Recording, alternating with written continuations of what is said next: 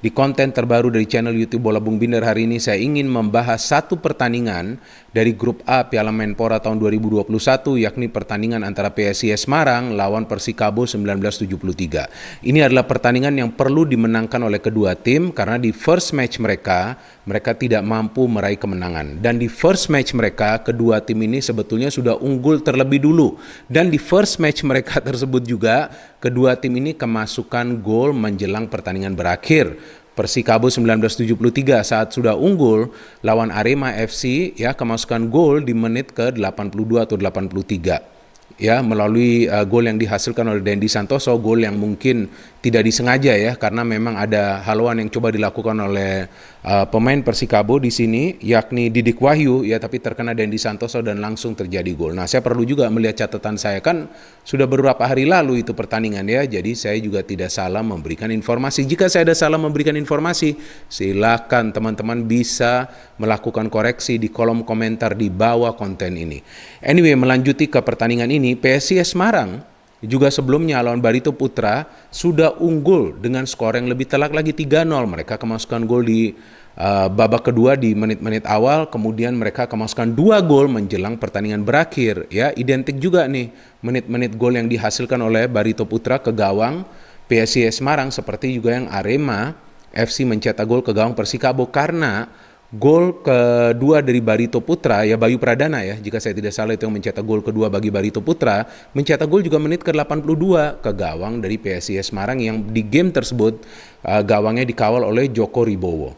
Ya, dan kemudian Barito bisa menyamakan kedudukan melalui free kick dari Rizky Pora, free kick yang sangat indah. Sayangnya saya tidak menyaksikan game kedua kemarin antara Barito lawan Arema FC yang dimenangkan oleh Barito Putra karena memang saya terlambat sampai ke rumah setelah siaran di Indosiar. Kan saya siaran di Indosiar kemarin pertandingan ini, PSIS lawan Persikabo 1973. Jadi yang menarik dari penampilan kedua tim ini yakni Persikabo 1973 dan juga PSIS Semarang, mereka mengandalkan banyak pemain muda. Sama juga sebetulnya seperti tim-tim kontestan lainnya di Piala Menpora tahun 2021.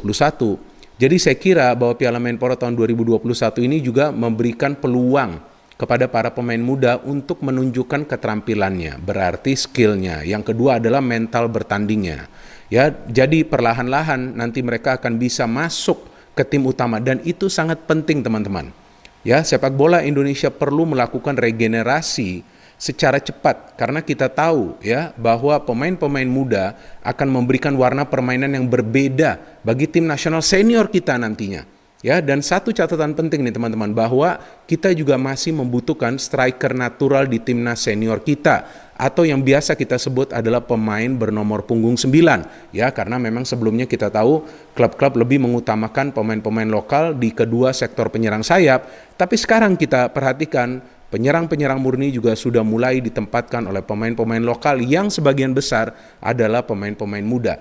Jadi saya kira Piala Menpora ini adalah sebuah turnamen pramusim yang sangat signifikan artinya bagi para klub yang coba untuk mengorbitkan pemain-pemain muda. Nah, saya punya nih line up ya dari pertandingan kemarin ya. Kan saya siaran kita dikasih print out line up, sangat penting juga kita tahu kan pemain-pemain mana yang diturunkan oleh kedua pelatih. Oke, PSIS tidak bisa didampingi oleh pelatih mereka Dragan Jukanovic karena mendapatkan kartu merah di game lawan Barito. Kita tahu karena dia protes berlebihan, sebetulnya protesnya sah saja, tapi karena berlebihan maka dia diberikan kartu merah.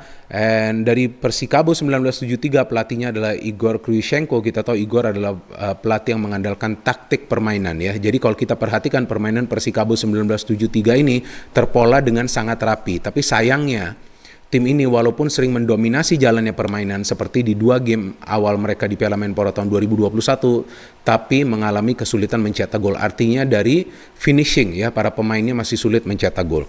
So, kita bahas dulu line up dari Persikabo 1973. Syarul Fadila yang dimainkan dari awal, Andi Setio ya, kemudian Juliano Pratamanono menggantikan Didik Wahyu yang bermain di game pertama, Abdul Lestaluhu, Rifat Marasabesi, Ahmad Nufiandani, Izmi Hatuwe, kemudian Manahati Lestusen, Ismi menggantikan Guntur Triaji yang main di first game, kemudian Roni Sugang, Wawan Febrianto, Dimas Derajat. Kita lihat ada beberapa pemain muda juga di line up dari Persikabo 1973. Artinya tim ini juga coba untuk mengorbitkan pemain-pemain muda. And then from PSIS Semarang, Jandia Eka Putra menggantikan Joko Ribowo, Dewangga, ya Alfreanda Dewangga, Pratama Arhan, luar biasa ya pemain ini back kiri, lemparan ke dalamnya tuh seperti tendangan bebas. And then Wahyu Prasetyo, Eka Febri, Fandi Eko Utomo pemain senior, ya Finky Pasamba, pemain yang juga bisa diandalkan di lini tengah, Fredian Wahyu, Farel Arya, ya ini pemain yang baru saja dipromosikan nih jika saya tidak salah ya dari tim akademi dan langsung bisa mencetak gol di start pertamanya di Piala Menpora tahun 2021. Hari Nur Yulianto pemain senior, Komarudin ya pemain yang memang sering diandalkan juga oleh PSIS Semarang musim lalu ya dan juga musim sebelumnya.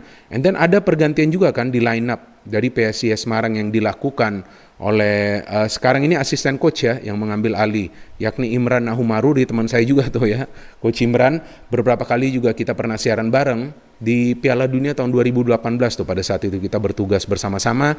Ada beberapa pergantian yang dilakukan seperti penjaga gawang adalah Jandia, and then dikasih kesempatan kepada Farel untuk tampil dari awal. Jadi memang ada rotasi yang perlu dilakukan. Kemudian Wahyu Prasetyo juga dimainkan dari awal. Jalannya pertandingan terlihat bahwa kedua tim langsung menyerang, ingin mencoba mencetak gol terlebih dulu teman-teman. Tapi kan tidak mudah untuk mencetak gol jika memang serangannya ini tidak bisa terstruktur dengan baik. Serangan yang terstruktur dengan baik berarti para pemain antar lini harus bisa bekerja sama. Tapi memang di menit-menit awal jalannya pertandingan ini, para pemain belum bisa untuk melakukan kerjasama dari lini-lini yang berbeda. Tapi akhirnya ya perlahan-lahan kita lihat bahwa passing lebih akurat, para pemain juga bisa mendapatkan peluang mencetak gol, dan memang sebetulnya para pemain dari Persikabo 1973 ini lebih banyak memberikan pressing kepada para pemain PSIS yang coba membangun serangan dari lini pertahanan mereka. Tapi para pemain PSIS ini yang mengandalkan banyak pemain-pemain muda juga ya bisa keluar dari tekanan tersebut karena memang mengandalkan permainan dari kedua sektor sayap, dan mereka juga punya pemain-pemain yang mengandalkan kecepatan.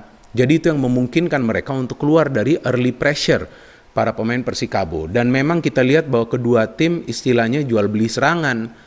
Ya, banyak serangan yang bisa mereka bangun, tapi itu dia tadi yang seperti saya jelaskan di menit-menit awal belum ada peluang yang berbahaya. Namun akhirnya ya kan PSIS Semarang bisa mencetak gol setelah Fandi Eko Utomo memberikan true pass ke Farel Arya yang berdiri dalam posisi free, dan kita juga perlu perhatikan bagaimana Farel Arya mencetak gol. Bisa saja dia melakukan syuting ke tiang jauh, itu posisinya sudah ideal untuk syuting ke tiang jauh. Tendangannya juga keras saja, yang penting kan bisa menyulitkan penjaga gawang untuk melakukan save. Tapi ternyata dia pilih ke tiang dekat, tendangannya pun kencang, tapi akurasinya bagus ya, sehingga memang bisa menjebol gawang dari Syarul Fadila. Nah, sudah unggul 1-0 ya, apakah PSIS langsung saja nih bertahankan? Mereka kan butuh kemenangan. Ya, tapi itu juga akan riskan karena sebetulnya Persikabo juga mendominasi dari segi ball possession. Ya, para pemain Persikabo lebih bersabar dalam urusan membangun serangan. Namun akhirnya PSIS Semarang bisa mencetak gol lagi melalui Fandi Eko Utomo dari luar kotak penalti. Ya, di game lawan Barito Putra, Fandi Eko Utomo mencetak gol dengan kaki kirinya ya dari tepi kotak penalti. Di game ini Fandi Eko Utomo melepaskan long shot dari luar kotak penalti. Ya, ini pemain berpengalaman yang memang dibutuhkan oleh PSIS Semarang karena harus ada kombinasi antara para pemain senior dan juga para pemain muda untuk menciptakan ketenangan pada saat mereka bermain di atas lapangan dan pada saat mereka mendapatkan tekanan dari para pemain tim lawan. Ya, setelah itu cooling break, kita lihat bagaimana Persikabo memberikan pressure, ya kan, sebetulnya tidak banyak peluang nih dari para pemain PSIS Semarang, tapi cara bertahan mereka lebih rapi karena hampir semua pemain turun ya di belakang garis tengah. Itu yang menyulitkan juga para pemain Persikabo untuk menciptakan peluang yang berbahaya, walaupun mereka coba beberapa kali untuk melakukan shooting ke arah gawang Jandia Eka Putra. And then masuk ke babak kedua ya, yang menarik bahwa di awal babak kedua saya kira menit 50 atau 51 ada pergantian pemain kan yang dilakukan oleh acting coach Imran Nahumaruri yang merupakan asisten pelatih kan dari Dragan Djukanovic. Dia menarik keluar Farel Arya yang mencetak gol dan Fandi Eko Utomo yang mencetak gol. Kan ngeri gak tuh? Dua pemain yang mencetak gol. Tapi dia memainkan dua pemain lagi yang punya naluri bertahan yang baik ya. Disinilah terlihat bahwa coach atau acting coach Imran Humaruri ini coba untuk mempertahankan keunggulan dari PSIS Semarang, dan itu yang menyulitkan Persikabo untuk menciptakan clean shot on goal. Dan akhirnya ada pemain-pemain lain yang dimasukkan oleh kedua tim coba untuk merubah jalannya permainan. Sebetulnya dari Persikabo saat mereka memainkan Firza Andika dan juga Guntur Triaji terlihat lebih berbahaya, lebih menakutkan serangan mereka. Tapi lagi-lagi mereka sulit menciptakan peluang on target karena defense dari Semarang ini solid dan mereka juga bermain dengan konsentrasi 100%. Akhirnya melalui serangan balik, Ado dilanggar oleh Dava, pemain pengganti dari Persikabo, dan Pratama Arhan bisa mencetak gol dari penalti. Bagus ya eksekusinya. And then gol balasan dari Persikabo melalui Firza Andika dari free kick yang saya kira adalah gol yang sangat indah. Ya, mengandalkan power placing, bola sedikit melengkung sebelum menjebol gawang dari Jandia Eka Putra. Dan Firza Andika juga kita tahu adalah salah satu pemain muda yang berlaga ya dan diberikan kesempatan untuk tampil di Piala Menpora tahun 2021. Maka itu begitu banyak pemain muda nih, teman-teman mulai bersinar. Nah, itu sesuatu yang sangat positif bagi kita semua, dan juga tentunya nantinya pemain-pemain ini diharapkan bisa berkontribusi di timnas senior. So, dengan kemenangan 3-1 ini berarti PSIS Semarang untuk sementara berada di peringkat nomor 1 ya, klasmen grup A Piala Menpora tahun 2021. Game terakhir mereka akan lawan Arema FC. Ya, secara selisih gol mereka juga lebih unggul daripada Barito. Barito akan lawan Persikabo 1973. Ya, tidak ada yang pasti di Piala Menpora tahun 2021 ini ya. Jadi kedua tim ini yakni Barito dan juga PSIS harus juga tetap fokus dan konsentrasi di final match mereka. Sedangkan bagi Arema FC dan juga Persikabo 1973 saya kira mereka juga tidak ingin mengakhiri ya turnamen ini jika mereka tersingkir ya dengan berada di posisi juru kunci. Jadi saya kira final match tersebut juga akan berlangsung seru dan tidak ada jaminan bahwa PSIS Semarang bisa kembali meraih kemenangan.